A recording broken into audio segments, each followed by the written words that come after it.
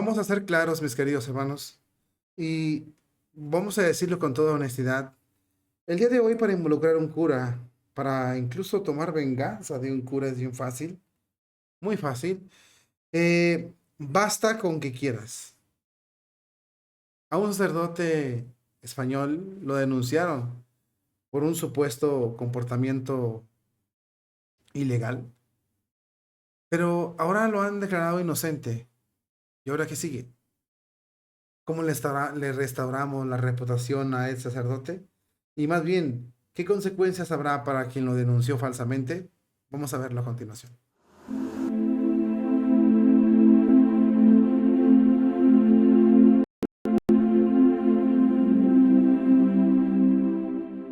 Habemus papam, cardinalem Ratzinger.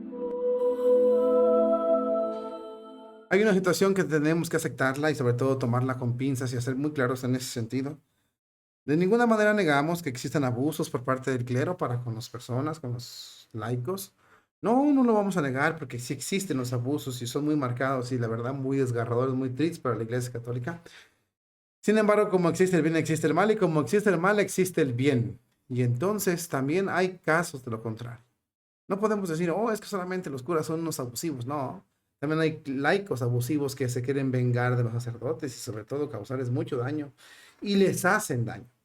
Seamos honestos, el día de hoy el sacerdote goza de muy poca protección. No hay protección para el clero. En realidad es una táctica de los masones el querer poner en evidencia al clero y sobre todo eh, atacarlo directamente, tener un arma bien filosa para cuando un cura se porte mal, inmediatamente, ¡pum!, le atoran por ahí y lo denuncian y lo atacan. Si es a un obispo y no abusó de negligencia, entonces por todos lados, hágale como usted quiera, a fuerzas y a garrote quieren atacar a los obispos y al clero de la Iglesia Católica. Está bajo asedio, está bajo ataque el clero de la Iglesia y fíjate lo que pasó. Pero vienen las investigaciones y hay inocentes, hay clero inocente, hay sacerdotes inocentes, obispos inocentes. Entonces la pregunta del millón, ¿qué hacen? ¿Cuáles son las consecuencias de una persona que le amarga, que le tumba la vida a un sacerdote? Falsamente, mentirosamente, engañosamente lo denuncia y se demuestra que es inocente. ¿Cuáles son las consecuencias de estos laicos malintencionados que solo buscan dañar y hacerlo de la calumnia? Porque recuerden que la calumnia si no mancha tizna y estos han manchado la vida del sacerdote. ¿Cuál es la consecuencia para ellos? Es un tema que deberíamos reflexionar mucho y sobre todo hablarlo sin pelos en la lengua. Tiene que haber consecuencias para ellos. Fíjate muy bien lo que pasó aquí. Por ejemplo, el juzgado de Salamanca, la diócesis de Plasencia, ha confirmado a través de un comunicado que el sacerdote ha sido absuelto de las acusaciones que pesaban contra él.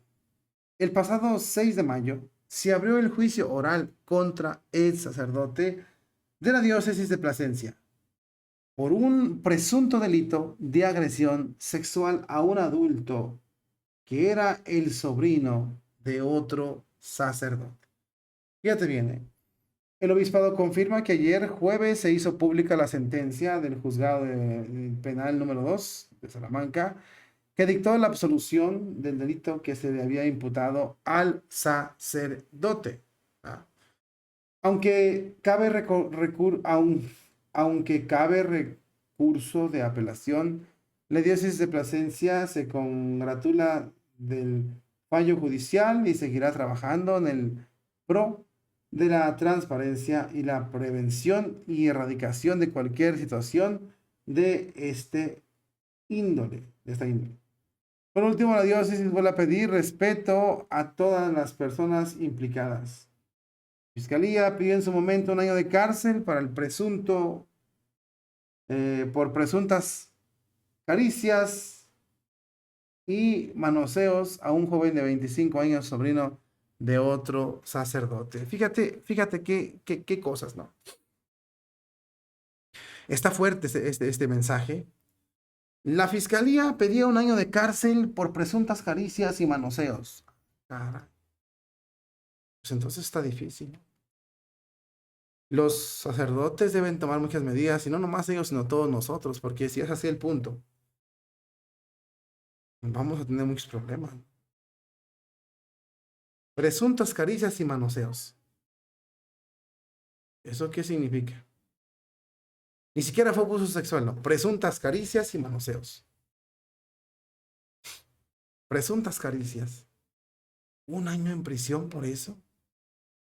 ¡Ay, mi madre!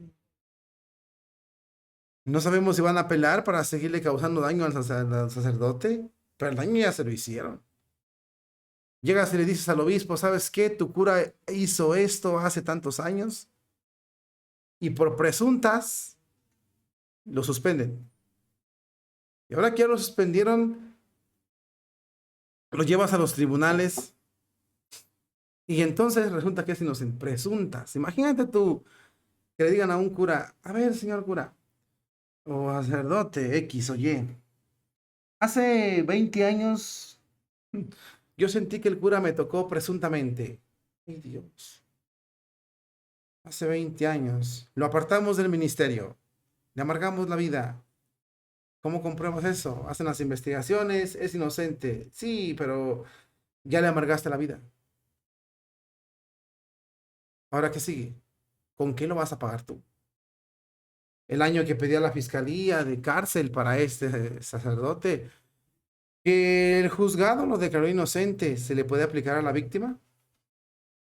Al victimario, perdón, al acusador. A ver, usted lo acusó falsamente, usted se va 1 año a la cárcel también. Sería interesante, ¿no? Que dijeran, a ver, los que acusan, en caso de que no se compruebe que es culpable, usted puede ir a la cárcel igual. Con la misma sentencia que exige para el víctima. ¿Se imaginan? Es que la verdad, hay que ser bien sinceros. El clero el día de hoy es un blanco de ataque bien duro en la Iglesia Católica. Es un blanco terrible, terrible, y deben de cuidarse mucho y nosotros también cuidarlos mucho, porque la verdad, cualquiera los puede acusar y les puede hacer un escándalo del tamaño de no te imaginas. El clero está que tiembla porque le acabas con su vida, le acabas con su paz, le acabas con su mente, le acabas, o sea, llegamos hasta incluso a lo ridículo, ¿no? Hace 20 años, un adulto de 25 años acusa a un sacerdote de que lo tocó, o sea, ni siquiera de que lo tocó. Ay, Diosito santo. Son cosas terribles, ¿no? Que dices tú, pero ¿cómo? O sea, no se pudo defender el laico, ¿qué pasó? Ahora lo va a meter a los tribunales y sí, la fiscalía pide 1 año de prisión para ellos. No nos dejemos engañar, por favor. No nos dejemos engañar. Tengamos mucho cuidado con eso y defendamos a nuestros sacerdotes. Defendámoslos. Y sobre todo, atentos con ellos. Y ellos deberían estar prevenidos porque la verdad, son terribles los daños, los daños que les pueden causar. Y lamentablemente la justicia no está diseñada para defender al clero. Esa es una verdad.